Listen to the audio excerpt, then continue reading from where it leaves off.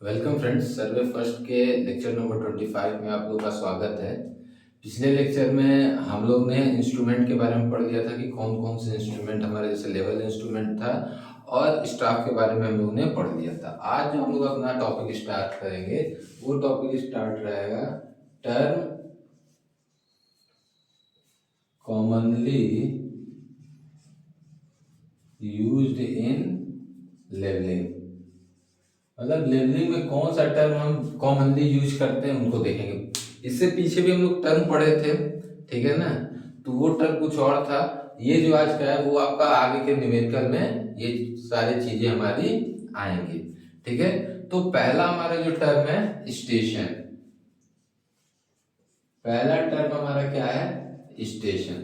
तो स्टेशन हम अपने सर्वे में लेवलिंग में उस चीज को कहते हैं जहां की हम लोग उच्चता को क्या करते हैं, ज्ञात करते हैं। तो जिस बिंदु की उच्चता को हम लोग ज्ञात करते हैं उस बिंदु को हम लोग क्या कहते हैं, स्टेशन कहते हैं। क्लियर है, बात समझ में आई? ठीक। अब एक चीज हमेशा ध्यान रखिएगा कि जिस बिंदु पे हम अपने स्टाफ को रखते हैं उसको भी स्टेशन कहते हैं, उसी को स्टेशन कहते हैं। हमेशा एक चीज ध्यान रखिएगा कि हमको जिस पॉइंट का आरएल ज्ञात करना है, इस पॉइंट का आरएल ज्ञात करना है, मतलब उच्चता ज्ञात करना, जिसकी उच्चता ज्ञात करें वो स्टेशन कहलाएगा। उच्चता ज्ञात करने के लिए यहाँ पे हम क्या रखेंगे, अपने स्टाफ को रखेंगे। तो जिस बिंदु पे हम अपने स्टाफ को रखते हैं वो हमारा क्या कहलाता है, स्टेशन कहलाता है। जहां पे अपने इंस्ट्रूमेंट को रखेंगे इसका कोई रोल नहीं होता है, इसका कोई हमारा रोल नहीं होता है। हाँ, एक चीज ध्यान रखेंगे कि इंस्ट्रूमेंट को जहां पे रखेंगे वो सरफेस कैसा होना चाहिए, प्लेन होना चाहिए। सरफेस कैसा होना चाहिए, प्लेन होना चाहिए। और जहां पे हम लोग स्टाफ को रखेंगे उसको क्या कहेंगे, स्टेशन। क्लियर है? स्टेशन आप लोग को समझ में आ गया कि स्टेशन किसको कहेंगे।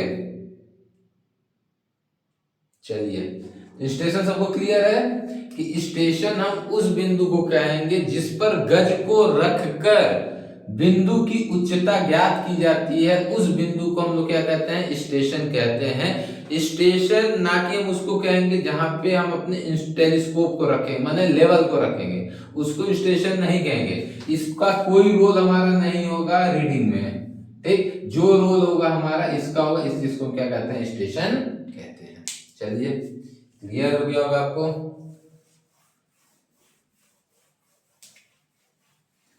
अगला है axis of telescope. Axis of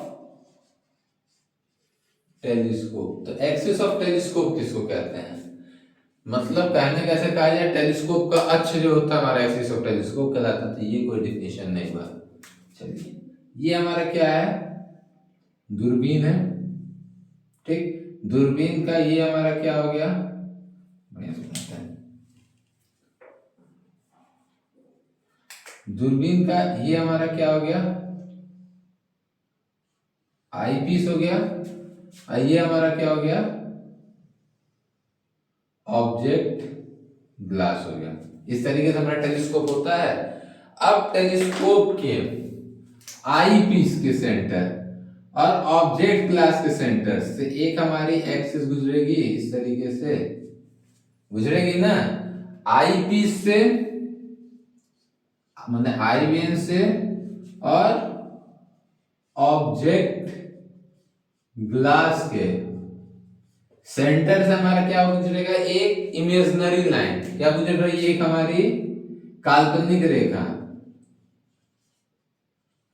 एक हमारी इमेजिनरी लाइन क्या हो रही है, पास हो रही है।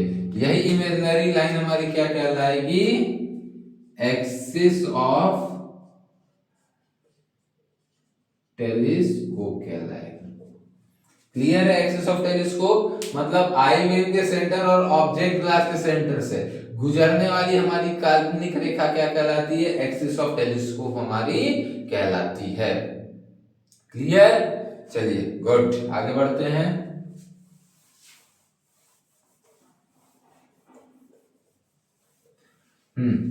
अगला है हमारा, sorry,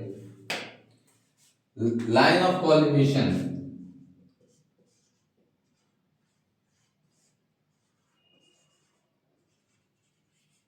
line of collimation, line of collimation क्या होता है, ये हमारा क्या है टेलीस्कोप, ये हमारा टेलीस्कोप का क्या है आईपीस है, ये हमारा क्या है ऑब्जेक्ट ग्लास है, यहां पे हमारा क्या है स्टाफ है,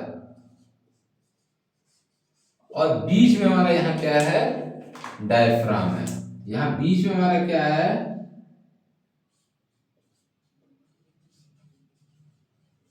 डायफ्राम है। ठीक है, अब लाइन ऑफ कॉलिमेशन क्या होता है, आई पीस, डायफ्राम और ऑब्जेक्ट से होते हुए स्टाफ तक हमारी जो ये इमेजनरी लाइन जाती है, यही हमारी क्या कहलाती है लाइन ऑफ कॉलिमेशन, जिसको हम लोग लाइन ऑफ साइट भी कहते हैं। तो बात समझ में आया कि डायफ्राम के सेंटर ऑब्जेक्ट पीस के सेंटर से होते हुए जब हमारी कोई काल्पनिक रेखा हमारे ऑब्जेक्ट तक या स्टाफ तक जाती है तो वह काल्पनिक रेखा हमारी लाइन ऑफ कॉलिमेशन या लाइन ऑफ साइट हमारी कहलाती है, दृष्टि रेखा जिसको कहते हैं। तो लाइन ऑफ कॉलिमेशन को हम क्या कहते हैं लाइन ऑफ साइट भी कहते हैं। ठीक है, लाइन ऑफ साइट आप लोगों को पहले भी मैं बताया था कि लाइन ऑफ साइट क्या होता है। ठीक, तो आई पीस डायफ्राम ऑब्जेक्ट वेन से होते हुए जब कोई काल्पनिक रेखा हमारे स्टाफ तक जाती है तो उसको लाइन ऑफ साइट या लाइन ऑफ कॉलिमेशन कहते हैं। अब एक्सिस ऑफ बबल ट्यूब,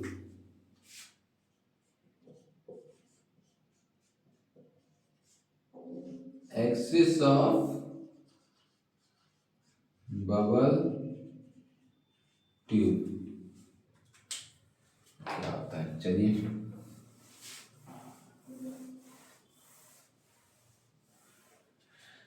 तो हमारे पार्सल में जो बबल रहता है उस बबल पे जो हमारा टेंजेंट होता है उस टेंजेंट को हम क्या कहते हैं एक्सिस ऑफ बबल ट्यूब। ये हमारा क्या है बबल है, ये हमारा क्या है बबल है। ठीक है, अब इस बबल पे जो हमारा टेंजेंट होगा, ठीक, ये हमारा टेंजेंट क्या कहलाएगा axis of bubble tube. Clear है कि बबल ट्यूब के जो स्पर्शिजा टेंजेंट बनेगा वो टेंजेंट हमारा क्या कहलाएगा एक्सिस ऑफ बबल ट्यूब हमारा कहलाएगा। उसके बाद से वर्टिकल एक्सिस,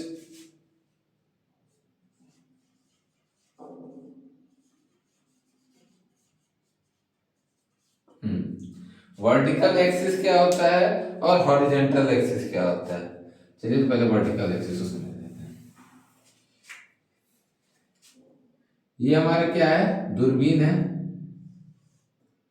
दूरबीन पे एक हमारा ये एक्सिस होगा, ठीक, ये हमारा क्या होगा एक्सिस होगा। अब इस एक्सिस के परितः जो हमारा दूरबीन है वो हॉरिजॉन्टल प्लेन में क्या कर रहा है रोटेट कर रहा है इस तरीके से, ये हमारा एक्सिस है, ठीक, इस तरीके से। अब इस एक्सिस पे हमारा क्या कर रहा है ये हमारे इस तरीके से हॉरिजॉन्टल प्लेन में क्या कर रहा है हमारा दूरबीन रोटेट कर रहा है। तो क्या कर रहा है इस पे ये रोटेट कर रहा है किस प्लेन में हॉरिजॉन्टल प्लेन में, किसके परितः हॉरिजॉन्टल प्लेन में वर्टिकल जिस एक्सिस के परितः, जिस एक्सिस के अबाउट परितः हमारा टेलीस्कोप रोटेट करता है वर्टिकल एक्सिस कहलाता है। क्लियर है, वर्टिकल एक्सिस समझ में आ गया आप लोग को कि जिस एक्सिस के परितः हमारा दूरबीन हॉरिजॉन्टल प्लेन में रोटेट करता है वो एक्सिस हमारा क्या कहलाता है वर्टिकल एक्सिस कहलाता है। वर्टिकल एक्सिस को हम लोग ट्रूनियन एक्सिस भी कहेंगे। जब तक आप लोग कौन सा चैप्टर पढ़ोगे थियोडोलाइट वाला, ट्रूनियन एक्सिस भी हम इसको कहेंगे वहां पे, तो इसको ट्रूनियन एक्सिस भी हम लोग क्या कहते हैं। अगला हम लोग का है हॉरिजॉन्टल एक्सिस।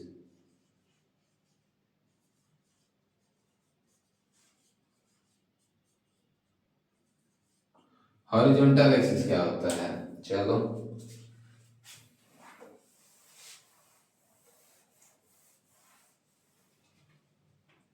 ये हमारा क्या हो गया?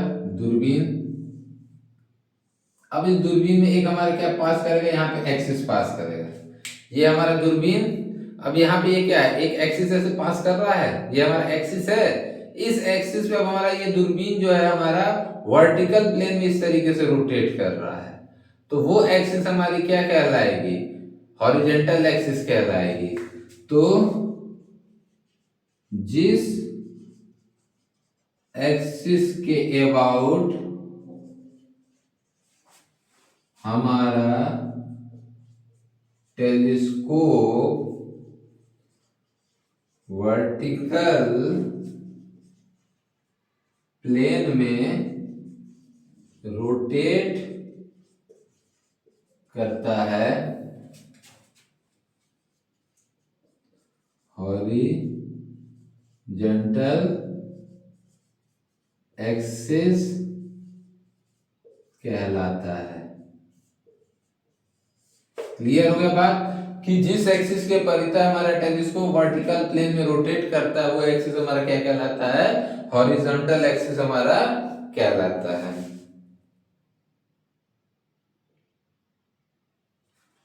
क्लियर है? तो ये 6 चीज आपको क्लियर हो गया है। स्टेशन किसको कहेंगे? Take axis of telescope, line of collimation, axis of bubble tube, vertical axis और हॉरिजॉन्टल एक्सिस। ये इतना चीज आपको क्लियर हो गया होगा। चलिए आगे बढ़ते हैं। हाइट ऑफ इंस्ट्रूमेंट क्या होता है?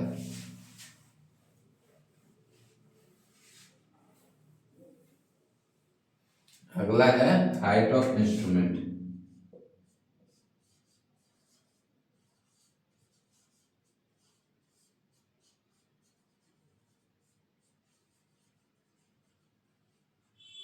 हाइट ऑफ इंस्ट्रूमेंट, जिसको हम शॉर्ट में एच आई कहते हैं। तो हाइट ऑफ इंस्ट्रूमेंट क्या होता है? अब देखिए, ये हमारा क्या है? सरफेस है, ठीक। एकदम प्लेन कर दिए ना, सॉरी, थोड़ा सा समझाने के लिए। ये हमारा ऐसे कोई सरफेस है, यहां पर हमने अपने इंस्ट्रूमेंट को क्या किया है? सेट किया। इंस्ट्रूमेंट को हमने क्या किया? सेट किया, सेंटरिंग किए। तो यहाँ पे ये क्या है? इसका पॉइंट है, ठीक है। क्लियर है बात? ये हमारा क्या है? MSL है, MSL, ठीक। इसकी MSL से हमारी ऊंचाई होगी, ये हमारा क्या कहलाएगा? RL कहलाएगा इस पॉइंट का, ठीक है। वो इस पॉइंट का क्या कहलाएगा? RL कहलाएगा। अब हाइट ऑफ इंस्ट्रूमेंट क्या होता है? तो मीन सी लेवल से इसके line of site, line of site या टेलीस्कोप के एक्सिस की जो हमारी ये ऊंचाई होती है, यही ऊंचाई हमारी क्या कहलाती है? हाइट ऑफ इंस्ट्रूमेंट कहलाती है। बात समझ में आया? अगर कहें तो यहां से ये मीन सी लेवल तक की ये जो ऊंचाई होती है, यही हमारी कहलाएगी हाइट ऑफ इंस्ट्रूमेंट। क्लियर है? हाइट ऑफ इंस्ट्रूमेंट समझ में आ गया क्या होता है? तो मीन सी लेवल से इंस्ट्रूमेंट के एक्सिस के बीच की या एक्सिस ऑफ टेलीस्कोप का या लाइन ऑफ साइट का, उसके बीच की जो हमारी एलिवेशन होता है, उच्चता होता है, वो हमारा क्या कहलाता है? हाइट ऑफ इंस्ट्रूमेंट हमारा कहलाता है। क्लियर है? हाइट ऑफ इंस्ट्रूमेंट सबको ये चीज समझ में आ गया? हाइट ऑफ इंस्ट्रूमेंट क्या होता है? सबको क्लियर हो गया होगा। चलिए आगे बढ़ते हैं।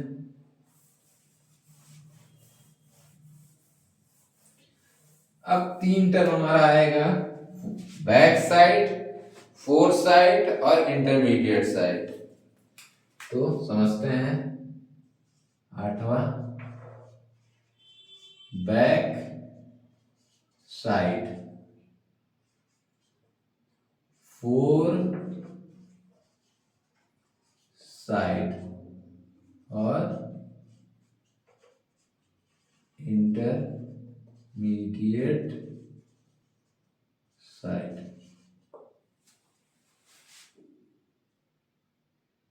इंटर साइड है, अच्छा।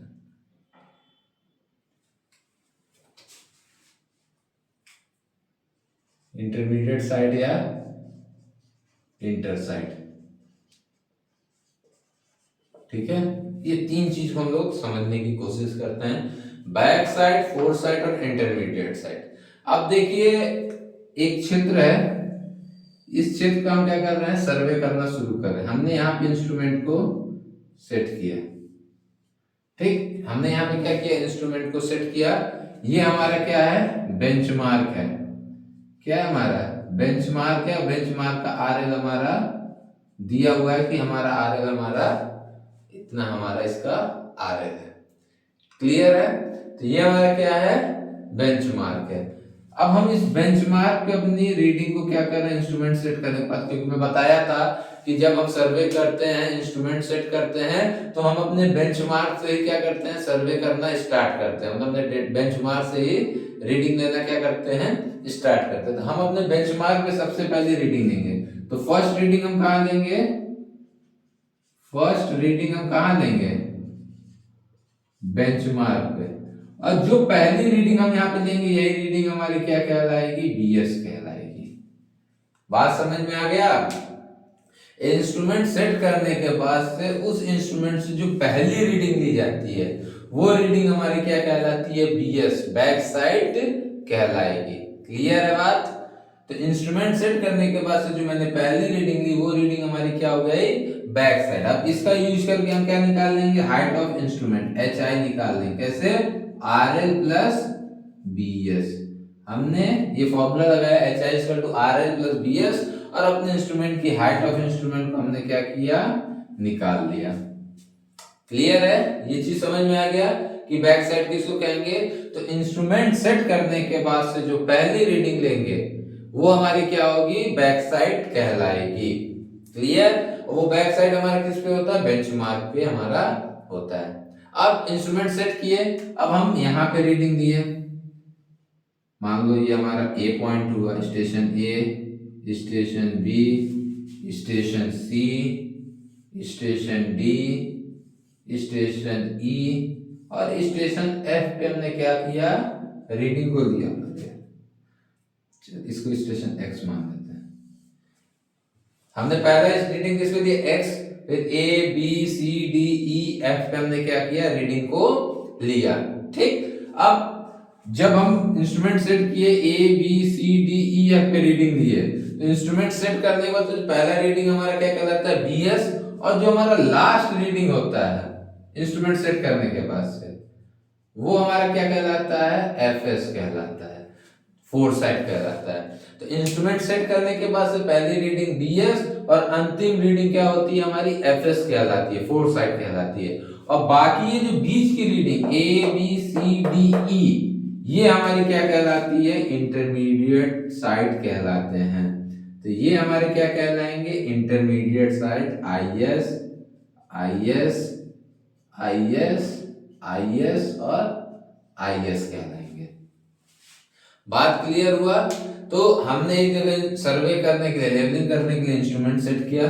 इंस्ट्रूमेंट सेट करने के बाद जो हमने पहली रीडिंग ली वो बीएस, अंतिम रीडिंग जो ली वहां पे हमने एफएस ली, और बीच की जितनी रीडिंग ली है वो हमारी रीडिंग क्या कहलाएंगे, आईएस कहलाएंगे। तो फिगर के अकॉर्डिंग पहला रीडिंग हमारा किस पे लिए, स्टेशन एक्स पर। तो ये स्टेशन एक्स हमारा क्या है, बीएस है। ठीक। अंतिम रीडिंग हमने किस पे ली, स्टेशन एफ, ये हमारा क्या है, फोर साइड, एफएस है। ठीक। और बात बीच का हमने जितना रीडिंग लिया वो हमने किस पे लिया, station A B C D E, ये हमारे क्या है, इंटरमीडिएट साइड कहलाएंगे। क्लियर है बात, समझ में आ गया आपको कि बैक साइड किसको कहेंगे, फोर साइड किसको कहेंगे, इंटरमीडिएट साइड किसको कहेंगे। तो एक जगह हमने इंस्ट्रूमेंट सेट किया, चाहे सर्वे स्टार्ट कर रहा है, चाहे चेंजिंग पॉइंट है, चाहे जो भी है, जो हम अपना पहला रीडिंग बेंचमार्क पे लेंगे वो हमारा बैक साइड, जो अंतिम रीडिंग लेंगे फोर साइड, एंड बीच के जितने रीडिंग हमने लिए होंगे वो हमारे क्या कहलाएंगे, इंटरमीडिएट साइड कहलाएगा। अब जैसे मान लो देता है कि हमने एक क्षेत्र का तलेक्षण किया और वहां पे निम्न आंकड़े प्राप्त किए हैं। निम्न आंकड़े जैसे मान लो प्राप्त किए 1.25, 1.3, 1.29, 1.32, 1.21, 1.275, 1. ऐसे दे दिया 1.295। ये निम्न आंकड़े हमने क्या किए, प्राप्त किए। ठीक, अब इसमें क्या देगा कि हमारा इंटरमीडिएट साइड क्या है, बैक साइड क्या है, फोर्थ साइड क्या है, पहचानिए। कैसे पहचानेंगे? ये हमारा क्या कहलाएगा, बैक साइड। ये हमारा क्या कहलाएगा, फोर्थ साइड।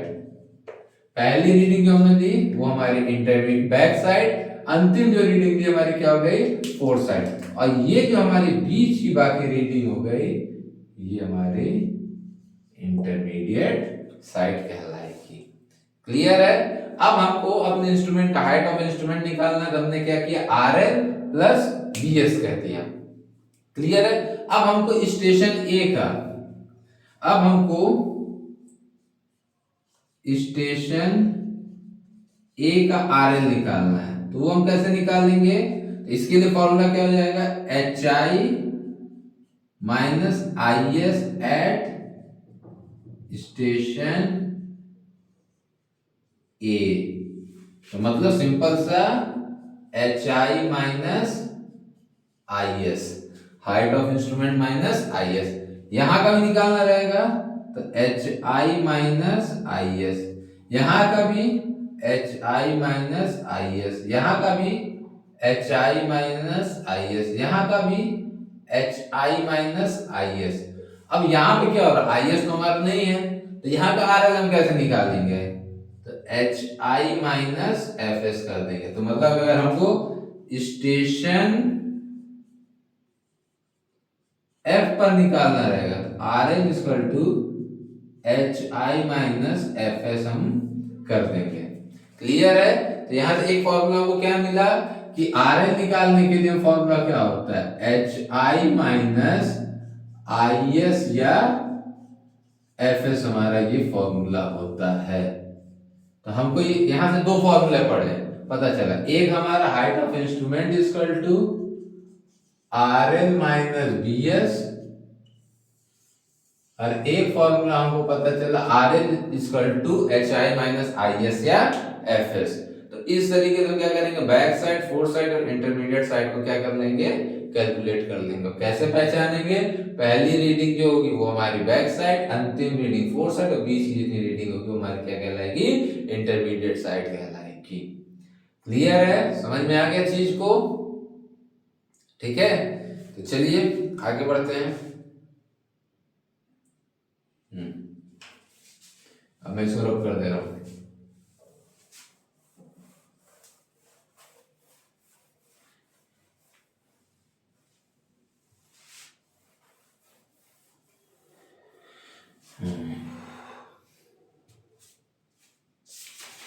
इंटरमीडिएट साइड के बाद से अगला हमको क्या है, चेंजिंग पॉइंट।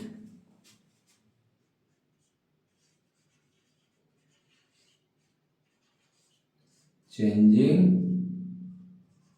पॉइंट, चलो अब चेंजिंग पॉइंट क्या होता है। मान लीजिए हम किसी क्षेत्र का क्या कर रहे हैं, सर्वे कर रहे हैं। बहुत बड़ा क्षेत्र, बहुत बड़ा रोड हमारा है, ठीक, 100 किलोमीटर का रोड है। अब हम एक जगह इंस्ट्रूमेंट यहाँ पे सेट किए। अब एक जगह इंस्ट्रूमेंट सेट करके तो हम 100 किलोमीटर लंबे रोड का सर्वे कर नहीं पाएंगे। तो हमारा ये तो हमारा पहली बार हम सेट किए थे, हमारा फर्स्ट हो गया। ठीक, यहां से हम सर्वे किए, यहाँ पे लिए, यहाँ पे लिए, यहाँ पे लिए, यहाँ पे लिए, यहाँ पे लिए, यहाँ पे लिए। अब यहाँ के बाद से हमको दिखना बंद हो गया। ठीक, तो अब हम इंस्ट्रूमेंट को शिफ्ट करेंगे ना, तो अब इंस्ट्रूमेंट को हम यहां से उठा के यहां पर ले जाके मान लो लगा रहे हैं, तो ये पॉइंट हमारा क्या कहलाएगा, चेंजिंग पॉइंट कहलाएगा। मतलब जिस पॉइंट पे हम अपने इंस्ट्रूमेंट को शिफ्ट करेंगे, मतलब जिस स्टेशन पे हम अपने इंस्ट्रूमेंट को शिफ्ट करेंगे, वो स्टेशन हमारा क्या कहलाएगा, चेंजिंग पॉइंट कहलाएगा। चेंजिंग पॉइंट पे हमारा BS और FS दोनों रीडिंग हमको मिलती है। कैसे, हमने यहाँ पे सर्वे किया तो ये हमारा क्या हुआ, BS बीच का इंटरमीडिएट, और इससे जो हमने लास्ट सर्वे किया वो हमारा क्या हो गया, FS हो गया। अब जब हमने इंस्ट्रूमेंट यहाँ पे सेट किया तो फिर से यहाँ पे सेट करने के बाद इसी पे हम क्या करेंगे, रीडिंग को लेंगे यहाँ से। तो अब ये हमारा क्या कहलाएगा, यहाँ के लिए BS कहलाएगा। बात समझ में आया? तो चेंजिंग पॉइंट हम किस पॉइंट को कहते हैं, जिस पॉइंट पे हम अपने इंस्ट्रूमेंट को शिफ्ट करते हैं दूसरे जगह पे, वो हमारा चेंजिंग पॉइंट कहलाता है। और चेंजिंग पॉइंट पे हमारा BS और FS हमारी दोनों रीडिंग मिलती है, फोर साइड और बैक साइड दोनों की रीडिंग मिलती है। क्यों चेंजिंग पॉइंट करते हैं, क्योंकि एक जगह इंस्ट्रूमेंट करके हम पूरे लंबे रोड या जो भी हमारा है क्षेत्र का हम सर्वे नहीं कर, तलेक्षण का कार्य नहीं कर पाएंगे, इसलिए हमको क्या करना पड़ता है, अपने इंस्ट्रूमेंट को बार बार क्या करना पड़ता है, शिफ्ट करना पड़ता है। तो जिस स्टेशन पे रीडिंग लेने के बाद अपने स्टेशन अपने इंस्ट्रूमेंट को शिफ्ट करते हैं, उस स्टेशन को क्या कहते हैं, चेंजिंग पॉइंट कहते हैं। और चेंजिंग पॉइंट पे हमारा BS और FS दोनों रीडिंग हमारा आता है। कैसे आता है, तो इस वाले से हमारा FS आया और इस वाले से हमारा क्या आया, BS। मतलब इससे हमने लास्ट रीडिंग FS ली और इससे जो हम पहली रीडिंग लेंगे हम उसी पॉइंट पे लेंगे, क्योंकि इसी का हमको RL क्या है पता है, इसलिए हमारा क्या कहलाएगा, BS कहलाएगा। क्लियर है? चेंजिंग पॉइंट समझ में आ गया सबको? चलिए आगे बढ़ते हैं। चेंजिंग पॉइंट के बाद से अगला है पैरेलैक्स, लंबन।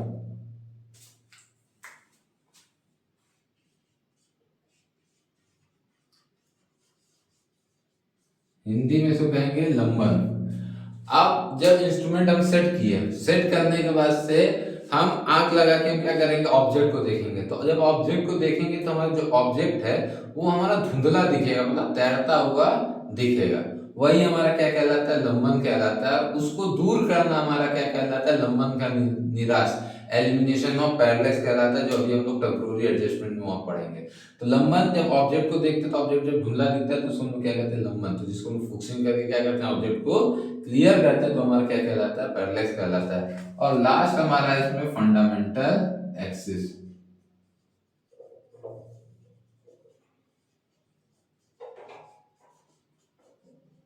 फंडामेंटल एक्सिस जो लास्ट हमारा टॉपिक है, फंडामेंटल एक्सिस। इसमें तो फंडामेंटल एक्सिस क्या कहलाता है,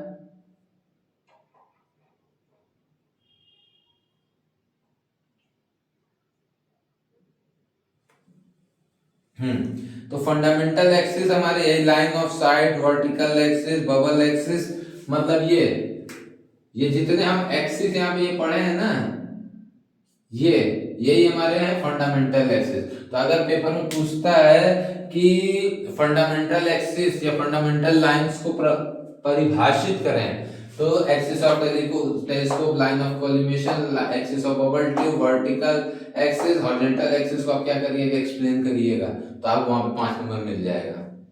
ठीक। और अगर बस ऐसे फंडामेंटल एक्सिस क्या है ऐसे पूछ दे रहा है, तो फंडामेंटल एक्सिस मतलब axis of telescope, line of collimation, axis of bubble tube, vertical axis और हॉरिजॉन्टल एक्सिस को क्या कहते हैं, फंडामेंटल एक्सिस कहते हैं। और 5 नंबर में अगर सिर्फ फंडामेंटल एक्सिस पूछता है, इन सबको आप पांचों को क्या करेंगे, एक्सप्लेन करेंगे। तो ये कुछ हमारे टर्म है जो हम यूज करते हैं लेवलिंग में। कौन कौन से टर्म पढ़े, station, axis of telescope, line of collimation, axis of bubble tube, vertical axis, horizontal axis, height of instrument, back side, four side, intermediate side, changing point, parallax और फंडामेंटल एक्सिस। साथ साथ 2 फॉर्मूले भी हम लोग ने इसमें देख लिए। RL इक्वल टू, ये ध्यान में रखिएगा, HI माइनस BS, एकदम दिमाग में रखिएगा इन फॉर्मूलेस को। सॉरी उल्टा लिख दिए ना,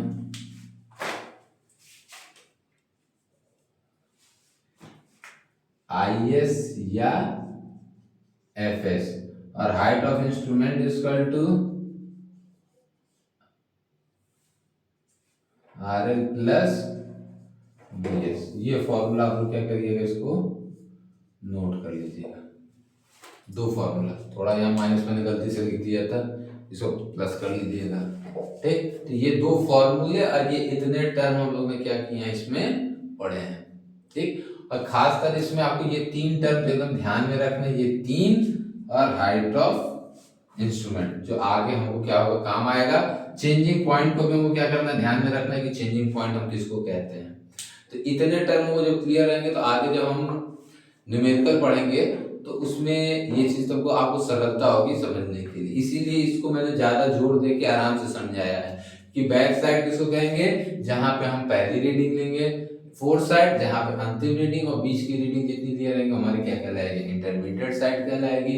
अब इसका यूज करके हम क्या निकालेंगे, हाइट ऑफ इंस्ट्रूमेंट मतलब आर प्लस बी एस करेंगे, इन दोनों का यूज करके हम क्या निकालेंगे, आर ए मतलब H I minus I S या एफ एस कहेंगे। चेंजिंग पॉइंट किसको कहेंगे, मतलब जिस पॉइंट पर हमने स्टेशन अपने इंस्ट्रूमेंट को एक जगह से दूसरी जगह शिफ्ट करते हैं, चेंजिंग पॉइंट कहते हैं, उस पे हमारा बी एस और एफ एस हमारा दोनों रीडिंग हमारा आता है, ठीक। और हाइट ऑफ इंस्ट्रूमेंट मतलब इंस्ट्रूमेंट कहते हैं मीन सी लेवल से इंस्ट्रूमेंट के एक्सिस के बीच की ऊर्ध्वाधर ऊंचाई जो हमारी कहलाती है वो हमारी क्या कहलाती है, हाइट ऑफ इंस्ट्रूमेंट कहलाती है। चलिए तब अपने टॉपिक को आगे बढ़ाते हैं, इनको क्या कहते हैं, मिटाते हैं।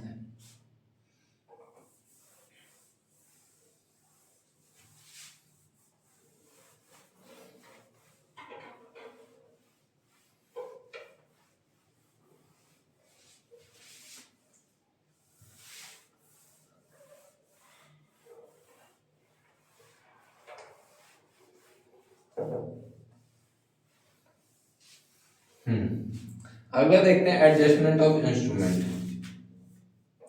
Adjustment of level. अगला टॉपिक हमारा है एडजस्टमेंट ऑफ लेवल। ये हमारे दो होते हैं, एक हमारा होता है टेम्पोररी एडजस्टमेंट और एक हमारा होता है परमानेंट एडजस्टमेंट।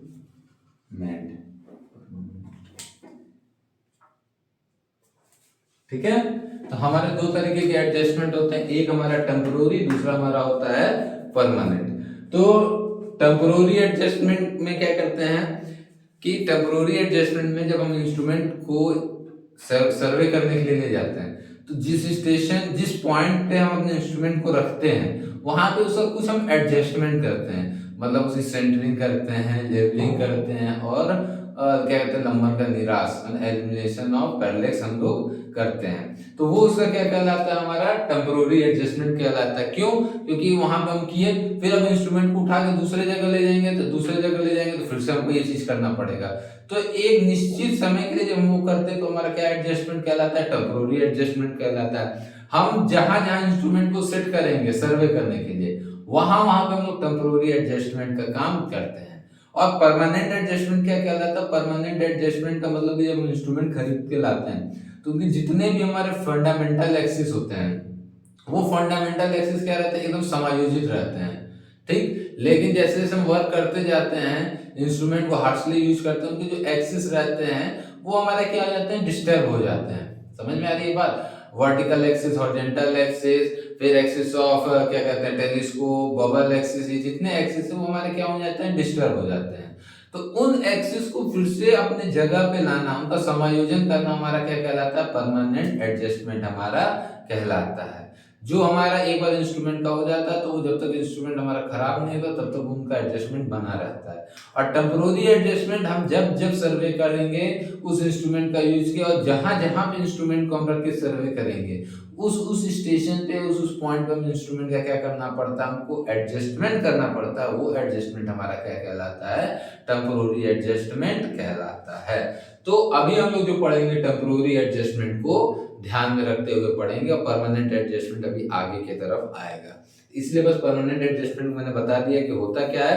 तो इसमें इंस्ट्रूमेंट के फंडामेंटल एक्सिस का क्या करते हैं, हम लोग समायोजन करते हैं। तो हमारा टॉपिक क्या है, टेम्पोररी एडजस्टमेंट ऑफ लेवल।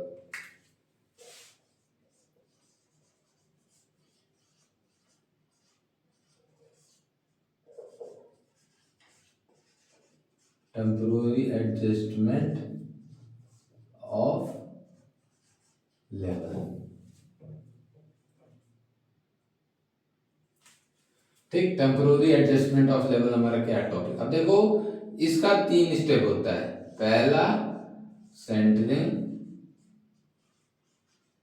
देखिए ये क्रम आपको ध्यान में रखना चाहिए, फिर लेवलिंग, और लास्ट है एलिमिनेशन ऑफ पैरालेक्स, लंबन का निराश। देखो ये क्रम आपको याद होना चाहिए कि पहला काम हम क्या करते हैं, सेंटरिंग, दूसरा काम लेवलिंग, और तीसरा काम हम क्या करते हैं, एलिमिनेशन ऑफ पैरालेक्स करते हैं। जैसे कि मैंने टेम्पोररी एडजस्टमेंट अभी आपको बताया, तो टेम्पोररी एडजस्टमेंट का मतलब क्या होता है कि जब हम सर्वे कार्य को क्या करते हैं, प्रारंभ करते हैं, स्टार्ट करते हैं, तो उस सर्वे कार्य को प्रारंभ करने से पहले अपने इंस्ट्रूमेंट को क्या करते हैं, एक जगह पे समायोजित करते हैं, ट्राइपॉड पे रखते हैं, ट्राइपॉड पे रख के उसको इंस्ट्रूमेंट को उस पे क्या करते हैं, क्लैंप करते हैं। क्लैंप करने के बाद से उस इंस्ट्रूमेंट का हम क्या करते हैं, कुछ एडजस्टमेंट करते हैं। वही एडजस्टमेंट हमारा क्या कहलाता है, टेम्पोररी एडजस्टमेंट कहलाता है, जिसके अंतर्गत तीन चीजें हम लोग करते हैं। पहला हमारा सेंटरिंग, केंद्रण, लेवलिंग, समतलन, और तीसरा एलिमिनेशन ऑफ पैरेलैक्स, लंबन का निराश, हिंदी में केंद्रण, समतलन और लंबन का निराश। तो पहला हम लोग समझते हैं कि सेंटरिंग क्या होता है। अब हमने यहाँ पे क्या किया, अपने ट्राइपॉड लगाया, ये हमारा क्या ग्राउंड है, यहाँ पे हमने क्या किया, इंस्ट्रूमेंट को सेट किया। अब ये हमारा क्या है, स्टेशन है, ठीक।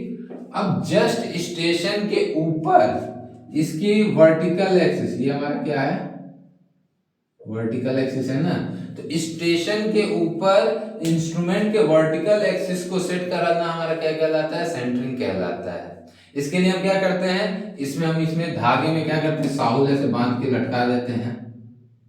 इसमें क्या कहेंगे, ऐसे साहुल लटका देंगे, और यहाँ पे हम क्या लगा देते हैं, पैग लगा देते हैं। यहाँ पे हमने क्या लगाया, पैग, ये हमारा क्या है, प्लम बॉब,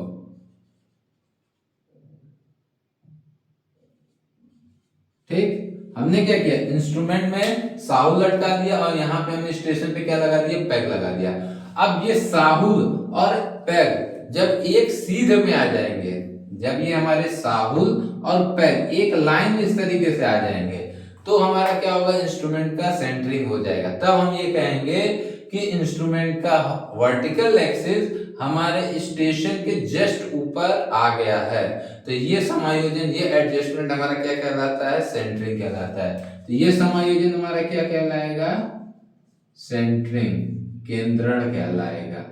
तो स्टेशन को इंस्ट्रूमेंट के वर्टिकल एक्सिस को स्टेशन के ऊपर, जस्ट ऊपर कोइंसाइड कराना या रखना हमारा क्या कहलाता है, सेंटरिंग कहलाता है। दूसरे भाषा में इंस्ट्रूमेंट को स्टेशन के ऊपर रखना हमारा क्या कहलाएगा, सेंटरिंग कहलाएगा।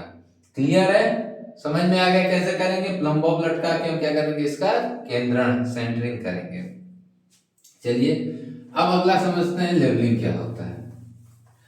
तो अब जब हम आपको एक्सिस बताए थे, तो उसमें एक बताए थे लाइन ऑफ कॉलिमेशन या लाइन ऑफ साइट, ठीक।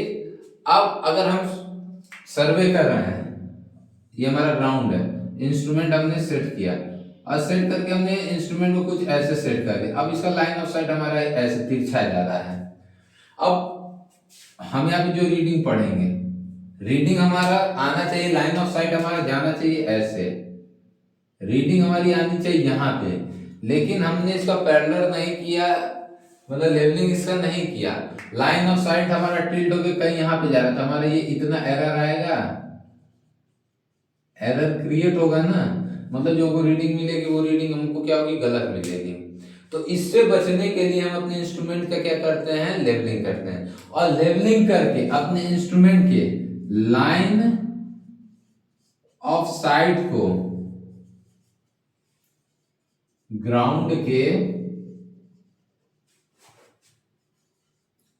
पैरेलल करते हैं।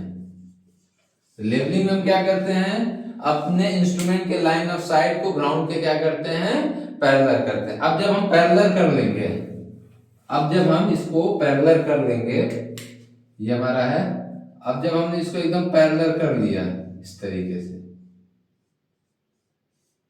अब जो हमको रीडिंग मिलेगी वो रीडिंग को क्या मिलेगी, सही रीडिंग मिलेगी। तो इसलिए हम क्या करते हैं, लेवलिंग करते हैं। इसलिए हम क्या करते हैं, लेवलिंग करते हैं। अब करते कैसे हैं, ये प्रश्न बनता है, तो करते कैसे हैं, तब ये चीज समझते हैं। अब आपको याद होगा जब आपको पार्ट्स पढ़ा रहे थे तो उसमें दो पार्ट पढ़ाए थे, एक मैंने बताया था बबल ट्यूब,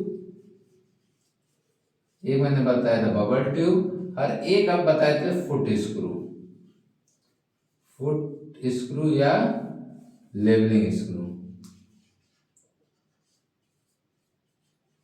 ये दो चीज मैंने आपको क्या किया था, बताया था। अब क्या बताया था कि हमारे फुट स्क्रू कितने होते हैं, 3 फुट स्क्रू इस तरीके से, 1 2 और 3 फुट स्क्रू हमारे इस तरीके से हमारे होते हैं। ठीक, अब इसमें हम क्या कैसे करेंगे, पहला स्टेप हम ये करेंगे कि अपने बबल ट्यूब को किसी 2 फुट स्क्रू के हम क्या कर लेंगे, पैरेलल इस तरीके से। हमने क्या किया, इसको पैरेलल किया, पैरेलल करेंगे, इसमें देखेंगे कि हमारा जो बबल ट्यूब है वो बबल ट्यूब बीच में ना हो कि कहीं मतलब यहाँ पे ऐसे है, ठीक है, बबल ट्यूब बीच में ना हो कि क्या है, कुछ इस तरीके से हमारा बबल ट्यूब हमारा इसमें है। तो अब हमको इस बबल ट्यूब को क्या करना है, बीच में हमको लाना है। तो अब जो हमारा फुट स्क्रू है या तो क्लॉकवाइज मतलब अंदर की तरफ या तो बाहर की तरफ रोटेट करेंगे, या तो अंदर की तरफ या तो बाहर की तरफ हम क्या करेंगे, रोटेट करेंगे। अब अगर अंदर की तरफ कर रहे हैं तो दोनों को हम क्या करेंगे, अंदर की तरफ करेंगे। पहले एक समझ लो, अगर हम अंदर की तरफ कर रहे हैं तो इस दोनों फुट स्क्रू को हम क्या करेंगे, अंदर की तरफ ऐसे ऐसे मोड़ेंगे, और अगर बाहर की तरफ कर रहे हैं इस तरीके से तो दोनों फुट स्क्रू को हम क्या करेंगे, बाहर की तरफ क्या करेंगे, रोटेट करेंगे, इस तरीके से बाहर की तरफ रोटेट करेंगे। और इसको हम रोटेट करके अपने इस बबल ट्यूब को कहां पे लाएंगे, बीच में इस तरीके से लाएंगे। बात समझ में आया। पहले स्टेप में हमने क्या करेंगे, बबल ट्यूब को 2 फुट स्क्रू के हम क्या कर लिए, पैरेलल। अब फुट स्क्रू को या तो अंदर की तरफ घुमाएंगे या तो बाहर की तरफ घुमाएंगे, और बबल ट्यूब को क्या करेंगे, बीच में लाएंगे। जब ये प्रोसेस हो जाएगा तो अब अपने बबल ट्यूब को, ये जो तीसरा फुट स्क्रू बचा होगा इसके हम क्या कर लेंगे, परपेंडिकुलर। यहां पे भी देखेंगे तो बबल ट्यूब हमारा बीच में नहीं रहेगा, अगर रहता है तो ठीक है, रहता है तो अच्छी बात है, हमारा लेवलिंग हो गया। अगर ये हमारा नहीं रहता है तो अब इस बचे हुए फुट स्क्रू को या तो अंदर की तरफ या तो बाहर की तरफ रोटेट करके क्या करेंगे, बीच में लाएंगे। जब हमारा ये बीच में आ जाएगा तो इस प्रोसेस को फिर से दोहराएंगे। अब फिर से घुमा के हम क्या करेंगे, इस बबल ट्यूब को इन दोनों के पैरेलल करेंगे और क्रॉस चेक करेंगे कि बीच में है कि नहीं। अगर बीच में है तो हमारा लेवलिंग हो गया है, नहीं बीच में तो प्रोसेस को फिर से दोहराएंगे तब तक दोहराएंगे जब तक कि 2 पैरेलल पे बीच में ना आ जाए और तीसरे परपेंडिकुलर के बीच में ये हमारा ना आ जाए। जैसे ही ये हो जाएगा, इन 2 के पैरेलल की ये बीच में आ गया, इसके परपेंडिकुलर की ये बीच में आ गया, हमारे इंस्ट्रूमेंट की लेवलिंग हो गई। हमारे इंस्ट्रूमेंट की क्या हो गई, लेवलिंग हो गई। तो प्रोसेस समझ में आया। पहला स्टेप 2 फुट स्क्रू के पैरेलल किए, अंदर बाहर किए, बीच में लाए। फिर तीसरे फुट स्क्रू, दूसरा स्टेप तीसरे फुट स्क्रू के हमने परपेंडिकुलर किया, अंदर बाहर रोटेट किया, बीच में लाए। क्रॉस चेक करने के लिए फिर से हम 2 के पैरेलल करके क्रॉस चेक करेंगे बीच में है कि नहीं, बीच में है तो लेवलिंग हो गया, नहीं है तो इस प्रोसेस को रिपीट करेंगे। तब तक करेंगे जब तक कि 2 पैरेलल करने पे बीच में ना आ जाए और तीसरे को परपेंडिकुलर करने के बीच में ये हमारा ना आ जाए। तो ये हमारा स्टेप होता है लेवलिंग का। क्लियर। चलिए इसको रब करते हैं और तीसरे चीज को देखते हैं, एलिमिनेशन ऑफ पैरेलल्स, लंबन का निराश। लंबन का निराश भी आप लोगों को पीछे बता चुके हैं कि कैसे करते हैं। एलिमिनेशन ऑफ पैरेलल्स, जब इंस्ट्रूमेंट पे आंख लगा के देखोगे तो जो ऑब्जेक्ट हमारा तैरता हुआ धुंधला कुछ दिखेगा, तो हम ऑब्जेक्ट की क्या करेंगे, फोकसिंग करेंगे। ठीक, तो हम ऑब्जेक्ट की क्या करेंगे, फोकसिंग। तो फोकसिंग के लिए मैंने बताया था 2 चीज कर लेंगे। पहला हम स्टेप हमारा क्या रहेगा, focusing of diaphragm, focusing of diaphragm short में लिख रहे हैं। और दूसरा हमारा रहेगा फोकसिंग ऑफ ऑब्जेक्ट। तो फोकसिंग ऑफ डायफ्राम में मैंने क्या बताया था कि हम एक सफेद कागज लेंगे, ऑब्जेक्ट वेन पे हम लगा लेंगे और आई पीस पे लगे हुए स्क्रू को हम रोटेट करके अपने डायफ्राम को हम क्या कर लेंगे, क्लियर कर लेंगे। जैसे हमारा डायफ्राम क्लियर होगा, अब हम जिस ऑब्जेक्ट को कौन साइड कराना रहेगा उस ऑब्जेक्ट को देखेंगे और साइड में लगे हुए फोकसिंग स्क्रू को रोटेट करेंगे जिससे कि अंदर का लेंस आगे पीछे होगा और हमारा ऑब्जेक्ट हमारा क्या हो जाएगा, क्लियर हो जाएगा। तो इसका कितना स्टेप होता है, 2 एलिमिनेशन ऑफ पैरेलल्स का। पहला फोकसिंग ऑफ डायफ्राम और दूसरा फोकसिंग ऑफ ऑब्जेक्ट। जब ये तीनों काम हम एकदम सीरियल में कर लेंगे तब हमारे इंस्ट्रूमेंट का टेम्पोररी एडजस्टमेंट हो जाएगा और उस क्षेत्र में हम अपना सर्वे कर पाएंगे। तो ये हमारे टेम्पोररी एडजस्टमेंट के क्या थे, स्टेप थे, सेंटरिंग, लेवलिंग और elimination of parallels. Elimination of parallels में 2, फोकसिंग ऑफ डायफ्राम और फोकसिंग ऑफ ऑब्जेक्ट। और ये क्रम आपका सेम होना चाहिए, सेंटरिंग, लेवलिंग और एलिमिनेशन। ऐसा नहीं कि पहले एलिमिनेशन करेंगे फिर सेंटरिंग करेंगे फिर लेवलिंग करेंगे। पहला काम सेंटरिंग, फिर लेवलिंग, फिर एलिमिनेशन ऑफ पैरेलल्स हम लोग काम करेंगे। तो आज हम लोग ने ये टॉपिक को क्लियर कर लिया। पहला हम लोग ने पढ़ा है कि क्या क्या टर्म होते हैं और उसके बाद से हम लोग ने पढ़ा कि टेम्पोररी एडजस्टमेंट कैसे करते हैं। तो आज अपने लेक्चर को हम लोग यहीं समाप्त करते हैं, खत्म करते हैं। कल जब हम लोग आएंगे तो आगे के टॉपिक को लेके स्टार्ट करेंगे। तो चलिए फ्रेंड्स, आज हम लोग यही समाप्त करते हैं। धन्यवाद।